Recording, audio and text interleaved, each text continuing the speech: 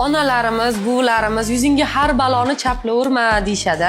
Ular yaxshi zamonda yashashgan. Hozirda ozon qatlami yemirilish oqibatida atmosfera yomon, suvimiz yomon, havomiz ifloslangan. Quyosh nuri to'g'ridan to'g'ri tushyapti. Undan tashqari mana bu svet nurlarimiz ham terini zararlayapti. Yeb ichishimiz yaxshi emas. Hamma narsamiz ximikat. Oldin eslasangiz agar biz qurtlagan mevalar yerdik. Hozir qurtlagan meva sotib ham olmaymiz. Bular hammasi nimaga olib keladi? Sog'lig'imiz yomonlashishi, ko'p kasal bo'lishimiz, teri kasalliklariga olib keladi. Biz paytimizda ko'p ugri ham chiqmasdi. Hozir ugrili qizlar ham ko'payib ketdi. Buni oldini olish uchun uhud qilish shart. Uhodda ximikat ko'p deb o'ylayotganlar bu juda ham katta xato qiladi. Uhodda teri uchun foydali komponentlar, teriga foydali bo'lgan mahsulotlar bor. Sizni teringiz har doim ham organizmingizdan ola olmayotgan narsani uhoddan olish mumkin. O'sha uchun hozirgi paytda 12 yoshdan 80 yoshgacha uhod qilishi shart deb o'ylayman. Iltimos onajonlar, qizlaringizda muammo bormi, nevaralaringizda muammo bormi? To'ydan keyin o'tib ketadi demang. Tezda dermatologga yoki bizga murojaat qiling. Yuzdagi barcha muammolarning yechimi bor. Alloh dard berdimi, shifosini ham beradi.